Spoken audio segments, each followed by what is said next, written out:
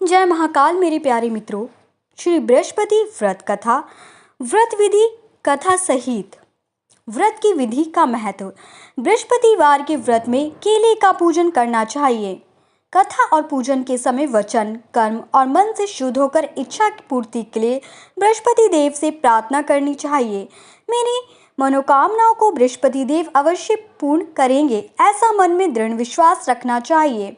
दिन में एक ही समय भोजन करना चाहिए। पीले चने की दाल आदि का भोजन करें। नमक ना खाएं। पीले वस्त्र पहनें। पीले फलों का ही प्रयोग करें। पीले चंदन से ही पूजन करें। पूजन के बाद श्रद्धापूर्वक एवं प्रेम पूर्वक गुरु महाराज की कथा सुननी चाहिए। इस व्रत को करने में मनोवांछित फल मिलते हैं और बृहस्पति महाराज प्रसन्न होते हैं। धन, विद्या, पुत्र तथा मन की सभी इच्छाएं पूर्ण होती है। परिवार में सुख तथा शांति रहती है। इसलिए यह व्रत सब व्रतों में श्रेष्ठ और अति फलदायक माना जाता है। शुरू करते हैं व्रत कथा। बहुत समय पहले की बात है। भारत में एक राजा राज्य करता था। वह अति प्रतापी एवं दानी था। वह प्रतिदिन मंदिर में भगवत दर्शन करने जाता था और गुरु और ब्राह्मण की सेवा भी किया करता था। उसके द्वार से कोई भी याचक निराश नहीं लौटता था। वह प्रत्येक गुरुवार को व्रत रखता और पूजन करता था। हर दिन गरीबों की मदद करता था, परंतु यह सब बातें उसकी रानी पसंद नहीं करती थी। वह न व्रत करती थी और न किसी को एक भी पैसा दान रूप में देती थी। वह राजा को भी ऐसा करने से रोकती थी। यह उस समय की बात है जब राजा शिकार खेलने वन को चले गए थे। महल में सिर्फ रानी और दासी थी। उस समय गुरु बृहस्पति साधु का रूप धारण कर राजा के दरवाजे पर भिक्षा मांगने आए। साधु ने रानी से भिक्षा मांगी तो वह कहने लगी, हे साधु महाराज, मैं इस दान पुण्य से तंग आ गई हूँ। इस काम के लिए तो मेरे पति देव ही बहुत हैं। अब आप ऐसी कृपा करें कि सारा धन नष्ट हो जाए तथा मैं आराम से रह सकूं। साधु का वेश रखे बृहस्पति देव ने कहा, हे देवी, तुम अति विचित्र हो। संतान और धन के कोई दुखी नहीं होता, सभी इसे चाहते हैं। पापी भी पुत्र और धन की इच्छा करता है। अगर तुम्हारे पास धन बहुत है तो भूखे मनुष्य को भोजन कराओ, ब्राह्मणों को दान दो, पियाऊ लगवाओ, धर्मशालाएं बनवाओ, कुआं, तालाब, बावड़ी, बाग बगीचे आदि बनवाओ तथा निर्धनों की कुंवारी कन्याओं का विवाह कराओ। साथ ही यज्ञ आदि करो। इस प्रकार के कर्मों से आपका कुल एवं आपका नाम परलोक में प्रसिद्ध होगा एवं स्वर्ग की प्राप्ति होगी ही। किंतु वह मूर्ख रानी साधु की इन बातों से खुश नहीं हुई। वह बोली, हे साधु महाराज, मुझे ऐसी संपत्ति की आवश्यकता नहीं जो मेरे काम न आए तथा जिसको मैं अन्य लोगों को दान दूं, जिसको रखने और संभालने में ही सारा समय नष्ट हो जाए। साधु ने रानी को समझाने का बहुत प्रयत्न किया, परंतु रानी अपनी बात पर अड़ित रही। तब साधु ने कहा, हे देवी, यदि तुम्हारी ऐसी इच्छा है तो जैसा मैं तुम्हें बताता हूँ तुम वैसा ही करना। बृहस्पतिवार के दिन गोबर से घर को लीपना, अपने केशों को पीली मिट्टी से धोना, केशों को धोते समय स्नान करना, राजा से कहना कि वह भी हजामत करवाए, भोजन में मांस मदिरा खाना, कपड़े धोबियां धुलने डालना। इस तरह 7 बृहस्पतिवार निरंतर करने से तुम्हारा सब धन नष्ट हो जाएगा। ऐसा कहकर साधु रूपी बृहस्पति देव अंतर्ध्यान हो गए। रानी ने साधु के कहे अनुसार ही भरपेट 7 बृहस्पति वैसा ही करने का विचार किया। साधु के बताए अनुसार करते हुए उसे केवल 3 बृहस्पतिवार ही बीते थे कि उसकी समस्त धन संपत्ति नष्ट हो गई। कहे अनुसार ही भरपेट भोजन के लिए भी दोनों समय परिवार तरसने लगा तथा सांसारिक भोगों से दुखी रहने लगा। इस प्रकार के अभावग्रस्त जीवन से तंग आकर एक बार राजा रानी से कहने लगा, हे रानी, तुम यहाँ पर रहो, मैं दूसरे देश को जाता हूँ, क्योंकि यहाँ पर मुझे सभी मनुष्य जानते हैं, इसलिए मैं यहाँ कोई कार्य नहीं कर सकता। देश चोरी परदेश भीख के समान है। ऐसा कहकर राजा परदेश चला गया। वहाँ जंगल में लकड़ी काट कर लाता और उन्हें शहर में बेचकर जीवन यापन करने लगा। राजा के जाने के पश्चात इधर उसके बिना रानी और दासियां दुखी रहने लगी। किसी दिन भोजन मिलता तो किसी दिन जल पीकर ही रहना पड़ता था। एक समय रानी और दासियों को 7 दिन बिना भोजन के व्यतीत हो गए तो रानी अपनी दासी से बोली, हे दासी, यहाँ समीप ही मेरे नगर में मेरी बहन रहती है जो बहुत धनवान है, तो उसके पास जा और वहाँ से 5 शेर बेजर मांग कर ले आ, जिससे कुछ समय के लिए गुजर बसर हो जाएगी। दासी उसकी बहन के पास गई। बृहस्पतिवार का दिन था। रानी की बहन उस समय ध्यान मग्न होकर पूजा कर रही थी। दासी ने रानी की बहन से कहा, हे रानी, मुझे आपके पास आपकी बहन ने भेजा है, मुझे 5 शेर बेजड़ दे दो। दासी ने आपकी बात अनेक बार कही, परंतु रानी की बहन ने कोई उत्तर नहीं दिया, क्योंकि वह उस समय बृहस्पतिवार की कथा सुन रही थी। रानी की बहन से जब दासी को कोई अपेक्षित उत्तर नहीं मिला तो वह अति दुखी हुई। उसे क्रोध भी बहुत आया। लौटकर वह रानी से बोली, हे रानी, आपकी बहन तो बहुत धनी स्त्री है, परंतु वह अति घमंडी भी है। वह छोटे लोगों से बात भी नहीं करती। 5 शेर बेजड़ देने के लिए मैंने उससे बहुत कहा, परंतु उसने कोई उत्तर नहीं दिया। इस प्रकार मुझे निराश एवं खाली हाथ लौटना पड़ा। रानी बोली, हे दासी, इसमें मेरी बहन का किसी प्रकार का कोई दोष नहीं है। जब बुरे दिन आते हैं ना, तब कोई सहारा नहीं देता, अपने पराये हो जाते हैं। अच्छे बुरे का ज्ञान विपत्ति में ही होता है। जो ईश्वर की इच्छा होगी वही होगा। यह सब हमारे भाग्य का दोष है। उधर पूजा समाप्त होने के पश्चात रानी की बहन ने सोचा कि मेरी बहन की दासी आई थी, परंतु मैंने उसे कोई उत्तर नहीं दिया। इससे वह बहुत दुखी हुई होगी। कथा सुनकर तथा विष्णु भगवान का प्रसाद ग्रहण कर वह अपनी बहन के घर गई तथा बोली, हे बहन, मैं बृहस्पतिवार का व्रत कर रही थी, तुम्हारी दासी आई, परंतु कथा समाप्त होने से पहले पूर्व ना उठते हैं और ना बोलते हैं, इसलिए मैं नहीं बोली। बताओ दासी, किस कार्य से मेरे पास गई थी? रानी बोली, बहन, हमारे घर अनाज नहीं था तथा राजा परदेश गए हुए हैं। वैसे तुमसे कोई बात छिपी नहीं है, इस कारण मैंने दासी को तुम्हारे पास 5 शेर बेजड़ लेने के लिए भेजा था। इस पर रानी की बहन बोली, हे बहन, बृहस्पति भगवान सबको मनोवांछित फल देते हैं। देखो, शायद तुम्हारे घर में किसी कोने में अनाज रखा हो। यह सुनकर रानी की बहन की बातों से विस्मित दासी घर के अंदर गई तो वहां उसे एक घड़ा बेजड़ भरा पड़ा मिल गया। उसे बड़ा आश्चर्य हुआ, क्योंकि उसके अनुसार घर का एक एक बर्तन अन्न से खाली था। उसने बाहर आकर रानी को सारा वृत्तांत सुनाया। दासी अपनी रानी से कहने लगी, हे रानी, देखो, वैसे भी हमको जब अन्न नहीं मिलता तो वह भी व्रत समान ही है। अगर इनसे व्रत की विधि तथा कथा पूछ ली जाए तो बृहस्पतिवार का व्रत हम भी किया करेंगे। और फिर दासी के कहने पर रानी ने अपनी बहन से बृहस्पतिवार व्रत पूजन विधि एवं नियमों के बारे में विस्तार से पूछा। उन्होंने बताया, जो बृहस्पतिवार के व्रत में चने की दाल और मुनक्का से विष्णु भगवान का केले की जड़ से पूजन कर दीपक जलाता है, पीला भोजन ग्रहण करता है, पीले वस्त्र धारण करता है तथा प्रेम पूर्वक बृहस्पति भगवान की कथा सुनता है, इस प्रकार करने से गुरु भगवान उस भक्त से प्रसन्न होते हैं, धन अन्न पुत्र देते हैं, मनोवांछित मनोकामना पूर्ण करते हैं। व्रत एवं पूजन की विधि बताकर रानी की बहन अपने घर लौट गई। तत्पश्चात रानी और दासी दोनों निश्चय किया, बृहस्पति देव भगवान का व्रत एवं पूजन जरूर करेंगे। 7 दिन पश्चात जब बृहस्पतिवार आया तो दोनों ने व्रत रखा। गुड़साल में जाकर चना और गुड़ बीन लाई और उसकी दाल बनाकर केले की जड़ में विष्णु भगवान का पूजन किया। अब भोजन पीला कहाँ से आए, यह सोचकर दोनों बड़ी दुखी हुई, परंतु उन्होंने व्रत किया था, इसलिए बृहस्पति देव भगवान उनसे प्रसन्न थे। एक साधारण व्यक्ति के रूप में वो 2 थालों में सुंदर पीला भोजन लेकर आए और दासी को साधारण व्यक्ति के रूप में 2 थालों में सुंदर पीला भोजन लेकर आए और दासी को देकर बोले, हे दासी, यह भोजन तुम्हारे और रानी के लिए है, तुम दोनों ही इसे ग्रहण करना। दासी भोजन पाकर अति प्रसन्न हुई और रानी से बोली, हे रानी, भोजन कर लो। रानी को भोजन के विषय में कुछ पता नहीं था, इसलिए वह दासी से बोली, जा, तू ही भोजन कर, क्योंकि तू व्यर्थ में हमारी हंसी उड़ाती है। दासी बोली, हे रानी, एक व्यक्ति इसलिए भोजन दे गया है। रानी बोली, वह भोजन तेरे लिए ही दे गया है, इसलिए तू ही भोजन कर।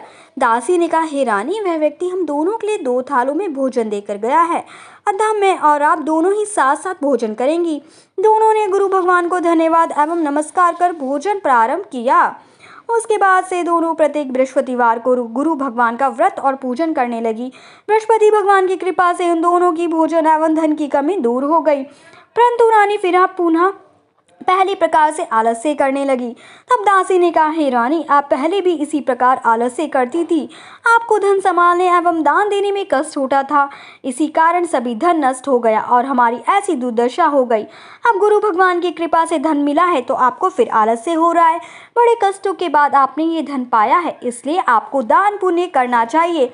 भूखे मनुष्य को भोजन कराओ, ब्राह्मणों को दान दो, पियाए लगवाओ, कुआं, तालाब, बावड़ी आदि का निर्माण कराओ, कुंवारी कन्याओं का विवाह करवाओ, मंदिर पाठशाला बनवाकर दान दो, धन को शुभ कार्यों में खर्च करो, जिससे आपके कुल का सम्मान बढ़े तथा आपको स्वर्ग प्राप्त हो एवं आपके प्रीत प्रसन्न हो। दासी की बात मानकर रानी ने इसी प्रकार के सत्कर्म करने प्रारंभ किए। इस प्रकार करने से उसका काफी यश फैलने लगा।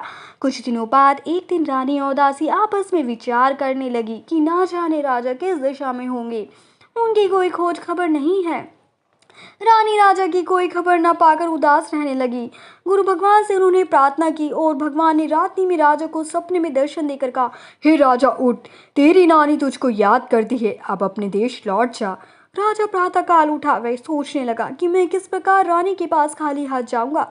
मेरे पास तो कुछ भी नहीं। स्त्री जाति खाने और पहनने की साथी होती है। पर प्रभु की आज्ञा मानकर वह अपने नगर को चलने को तैयार हुआ। परदेश में राजा बहुत दुखी रहने लगा। प्रतिदिन जंगल से लकड़ी बीन कर लाता और उसे शहर में बेचकर अपने दुखी जीवन को बड़ी कठिनाई से व्यतीत करता था। एक दिन राजा दुखी होकर अपने पुराने दिनों को याद करके रोने लगा। उस जंगल में बृहस्पति देव एक साधु का रूप धारण कर आए और राजा से बोले, हे लकड़हारे, तुम इस व्यावान जंगल में किस चिंता में बैठे हो, मुझे बतलाओ। यह सुनकर राजा की आंखों में आंसू भर आए और वह साधु को प्रणाम कर बोला, हे प्रभु, आप सब कुछ जानने वाले हैं। इतना कहकर राजा ने साधु को अपनी समस्त व्यथा सुना दी। तब साधु रूप गुरु भगवान राजा से बोले, हे राजन, तुम्हारी पत्नी ने बृहस्पतिवार के दिन बृहस्पति देव का अपमान किया था, जिसके कारण तुम्हारी ये दुर्दशा हुई। अब तुम किसी प्रकार की चिंता मत करो, भगवान तुम्हें पहले से अधिक धन प्रदान करेंगे। देखो, तुम्हारी पत्नी ने बृहस्पतिवार का व्रत प्रारंभ कर दिया है। तुम भी बृहस्पतिवार का व्रत करके चने की दाल व गुड़ जल के लोटे में डालकर केले का पूजन करो। फिर कथा कहा या सुनो, भगवान तुम्हारी सभी इच्छाओं की पूर्ति करेंगे। साधु के वचन सुनकर राजा बोला, हे प्रभु, मुझे लकड़ी बेचने से इतना पश्चात धन नहीं मिलता कि भोजन करने के उपरांत कुछ बचा सकूं। मैंने रात्रि में अपनी रानी को व्याकुल एवं व्यथित देखा है। मेरे पास कोई साधन नहीं है जिससे उसका समाचार भी जान सकूं। इसके अतिरिक्त मैं बृहस्पति देव की कथा भी नहीं जानता हूँ, जिसे कह या सुनकर मैं व्रत धारण कर भगवान बृहस्पति का पूजन कर सकूं। साधु ने कहा, हे राजा, तुम किसी बात की चिंता ना करो। बृहस्पतिवार के दिन नित्य भांति लकड़ियां लेकर शहर में जाओ। तुम्हें रोज से दुगना धन प्राप्त होगा, जिससे तुम भली भांति भोजन कर लोगे तथा गुड़ एवं चने का प्रसाद खरीदकर बृहस्पति देव की पूजा भी कर सकते हो। बृहस्पतिवार की कहानी इस प्रकार है। प्राचीन समय में एक बहुत ही निर्धन ब्राह्मण था। उसके कोई संतान नहीं थी। ब्राह्मण नित्य पूजा पाठ करता। ब्राह्मण स्वभाव से दयालु तथा धार्मिक विचार वाला व्यक्ति था, परंतु उसकी पत्नी बहुत मलिनता के साथ रहती थी। वह ना तो स्नान करती थी और ना किसी देवता का पूजन करती। सुबह उठते ही सर्वप्रथम भोजन करती, बाद में घर के अनेक कार्य करती। अपनी पत्नी की ऐसी आदत के कारण ब्राह्मण देवता बहुत दुखी रहने लगे। वे अपनी पत्नी को बहुत समझाते, किंतु उसका कोई परिणाम ना निकलता। भगवान की कृपा से ब्राह्मण की स्त्री की कन्या उत्पन्न हुई। वह कन्या ब्राह्मण के घर में बड़ी होने लगी। वह बालिका प्रातःकाल ही स्नान करके भगवान विष्णु का जप करती, बृहस्पतिवार का व्रत भी करने लगी। पूजा पाठ समाप्त कर पाठशाला जाती तो अपनी मुट्ठी में जो भरकर ले जाती और पाठशाला जाने के रास्ते में डालती जाती। भगवान बृहस्पतिवार की कृपा से वह जो स्वर्ण के हो जाते तो लौटते समय उनको बीन कर घर ले आती। एक दिन वह बालिका सूप में उन सोने के जो को फटक कर साफ कर रही थी। तभी उसकी माँ ने उसे देख लिया और कहा, हे बेटी, सोने को जो को फटकने के लिए सूप भी सोने का होना चाहिए। दूसरे दिन बृहस्पतिवार था। कन्या ने व्रत रखा और भगवान बृहस्पतिवार से प्रार्थना करके कहा, हे प्रभु, यदि मैंने सच्चे मन से श्रद्धापूर्वक आपका पूजन एवं व्रत किया हो तो कृपया मुझे सोने का सूप दे दो। बृहस्पति देव ने उसकी प्रार्थना स्वीकार कर ली। नित्य की भांति वह कन्या जौ फैलाती हुई पाठशाला चली गई। पाठशाला से लौटकर जब वह जौ बीन रही थी तो बृहस्पति भगवान की कृपा से उसे सोने का सूप प्राप्त हुआ। उस सोने के सूप को वह घर ले आई और उसने जौ साफ करने लगी, परंतु उसकी माँ का आचरण वैसा ही रहा। एक दिन वह कन्या सोने के सूप में जौ साफ कर रही थी। उसी समय अचानक उस नगर के राजकुमार वहां से होकर निकला। कन्या के रूप एवं कार्य को देखकर राजकुमार कन्या पर मोहित हो गया। राजमहल लौटकर राजकुमार अन्न तथा जल त्याग कर उदास होकर लेट गया। राजा को जब अपने पुत्र द्वारा अन्न जल त्यागने का समाचार ज्ञात हुआ तो अपने मंत्रियों के साथ वह राजकुमार के पास गए और बोले, हे बेटा, तुम्हें किस बात का दुख है? किसी ने तुम्हारा अपमान किया है अथवा कोई कारण है तो मुझे बताओ, मैं वही करूंगा जिससे तुम प्रसन्न हो जाओ। राजकुमार ने अपने पिता की बात सुनी तो वह बोला, आपकी कृपा से मुझे किसी प्रकार का कष्ट नहीं है। किसी ने मेरे अपमान भी नहीं किया है, परंतु मैं उस कन्या के साथ विवाह करना चाहता हूँ जो सोने के सूप में जो फटक रही थी। यह सुनकर राजा आश्चर्य में पड़ गया और बोला, हे राजकुमार, इस तरह की कन्या का पता तुम लगाओ, मैं तुम्हारा विवाह उसके साथ अवश्य करवा दूंगा। राजकुमार ने प्रसन्न होकर राजा को उस ब्राह्मण कन्या के घर का पता बताया। राजा के आदेश पर मंत्री उस कन्या के घर गया और राजा का आदेश ब्राह्मण को कह सुनाया। कुछ ही दिन बाद ब्राह्मण की कन्या का विवाह राजकुमार के साथ हो गया। घर से कन्या की विदा होते ही उस ब्राह्मण के घर में पहले की तरह निरंतर वास करने लगी। अब भोजन के लिए अनाज भी बड़ी मुश्किल से मिल पाता था। एक दिन दुखी होकर ब्राह्मण देवता अपनी बेटी से मिलने गए। बेटी पिता की ऐसी अवस्था को देखकर अत्यंत दुखी हुई और उसने अपनी माँ का समाचार पूछा। ब्राह्मण ने पुत्री को सभी हाल कह सुनाया। पुत्री ने अपने पिता को बहुत सा धन देकर विदा कर दिया। इस प्रकार ब्राह्मण का कुछ समय सुखपूर्वक व्यतीत हुआ, लेकिन धन समाप्त होने के बाद स्थिति पूर्ववत हो गई। ब्राह्मण फिर अपनी पुत्री के यहाँ गया और उससे सभी हाल कह सुनाया। पुत्री बोली, हे पिताजी, आप अपने माता जी को यहाँ लिवा लाओ, मैं उन्हें वह विधि बता दूंगी जिससे दरिद्रता दूर हो जाए। ब्राह्मण देवता अपनी पत्नी के साथ लेकर राजमहल अपनी पुत्री के पास पहुंचे तो पुत्री अपनी माँ को समझाने लगी, हे माँ, तुम सुबह उठकर सर्वप्रथम स्नान आदि करके भगवान विष्णु का पूजन किया करो तो सब निर्धनता दूर हो जाएगी। परंतु उसकी माँ ने उसकी एक ना मानी। वह सुबह उठकर सर्वप्रथम अपनी पुत्री का बजा जूठन खा लेती थी। एक दिन उसकी बेटी को अपनी माँ पर बहुत गुस्सा आया। उसने एक रात एक कोठरी से सारा सामान निकालकर अपनी माँ को उसमें बंद कर दिया। प्रातः कोठरी से अपनी माँ को निकालकर तथा स्नान आदि करा के पूजा पाठ करवाया तो उसकी माँ की बुद्धि ठीक हो गई। इसके बाद वह प्रतिदिन पूजा पाठ करती और प्रत्येक बृहस्पतिवार को व्रत भी रखने लगी। इस व्रत के प्रभाव से उसकी माँ भी अत्यंत धनवान तथा पवित्रता को हो गई और बृहस्पति देवता की कृपा से वृद्धावस्था में मृत्यु को प्राप्त कर स्वर्ग को गई। वह ब्राह्मण भी सुरपूर्वक इस लोक का सुख भोग कर स्वर्ग को प्राप्त हुआ। इस प्रकार कहानी कहकर साधु देवता वहां से अंतर्ध्यान हो गए। धीरे धीरे समय बीत गया तथा बृहस्पतिवार का दिन आ गया। लकड़हारा रूपी राजा जंगल से लकड़ी काट कर किसी शहर में बेचने गया। आज उसे और भी दिन से अधिक धन मिला। राजा ने चना गुड़ आदि लाकर भगवान विष्णु का पूजन किया तथा बृहस्पतिवार का व्रत किया। उस दिन से उसके सभी कष्ट दूर हो गए, परंतु अगले बृहस्पतिवार को वह व्रत करना भूल गया। इस कारण बृहस्पति भगवान ने उसे रुष्ट हो गए। इस दिन उस नगर के राजा ने विशाल यज्ञ का आयोजन किया तथा अपने समस्त राज्य में घोषणा करवा दी कि कोई भी मनुष्य अपने घर में भोजन ना बनाए और आग भी ना जलाए। सब लोग मेरे यहाँ भोजन करने आए। इस आज्ञा को जो नहीं मानेगा उसको सूली पर लटका दिया जाएगा। राजा की आज्ञा अनुसार राज्य के सभी निवासी राजा के भोज में सम्मिलित होने गए, परंतु लकड़हारा रूपी राजा विलंब से पहुंचा, इसलिए राजा को उसके भोजन कराने अपने साथ महल में ले गए। जब राजा लकड़हारे को भोजन करा रहे थे तो रानी की दृष्टि उस खूंटी पर पड़ी जिस पर उसका नौलख का हार लटका हुआ था। उसे हार को खूंटी पर लटका दिखाई नहीं दिया। रानी को निश्चय हो गया कि मेरा हार इस लकड़हारे ने चुरा लिया। उस समय रानी की जिद पर राजा ने सैनिक बुलवाकर लकड़हारे को जेल में डलवा दिया। जेल खाने में बंद वह लकड़हारा बहुत दुखी होकर विचार करने लगा कि ना जाने कौन से पूर्व जन्म के कुकर्म से मुझे यह दुख प्राप्त हुआ है। जेल में बंद लकड़हारा भगवान बृहस्पति को याद करने लगा। तत्काल बृहस्पति देव साधु के रूप में प्रकट हो गए और उसकी दशा देखकर कहने लगे, अरे मूर्ख, तू बृहस्पतिवार को बृहस्पति देव की कथा तथा व्रत करना भूल गया, इस कारण तुझे दुख प्राप्त हुआ है।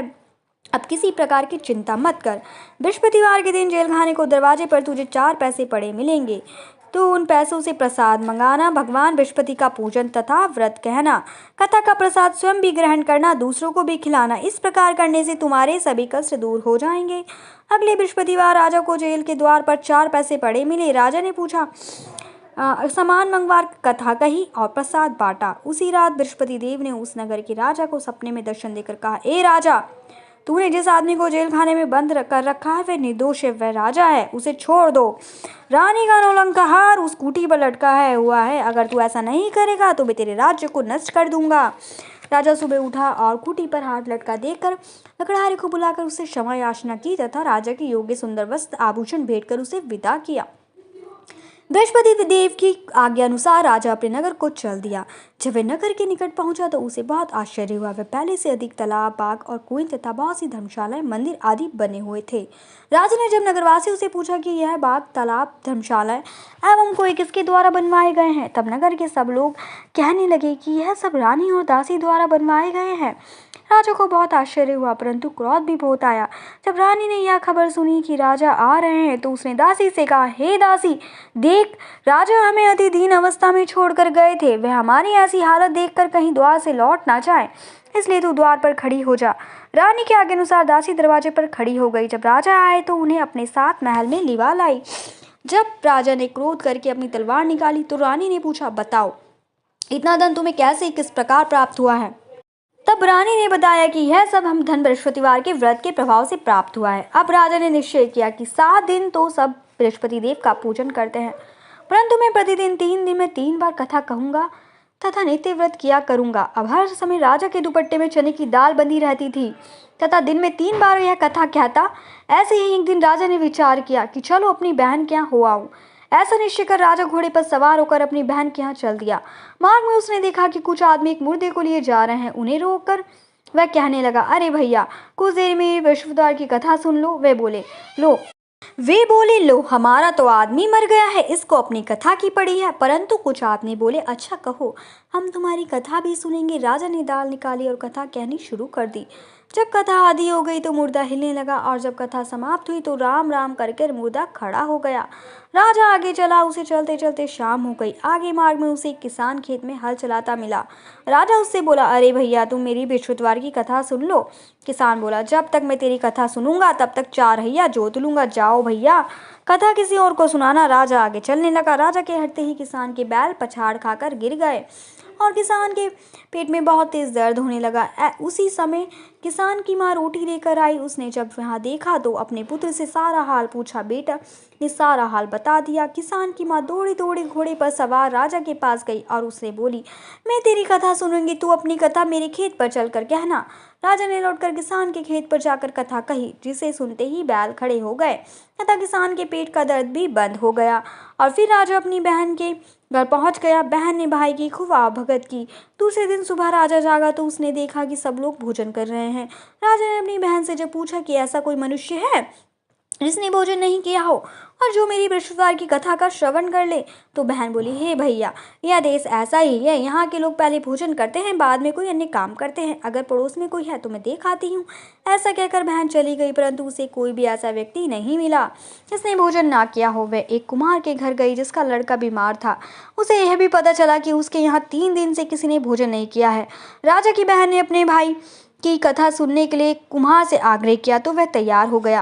राजा ने जाकर बृहस्पतिवार की कथा कही, जिसको सुनकर कुम्हार का लड़का ठीक हो गया। अब तो राजा की हर ओर प्रशंसा होने लगी।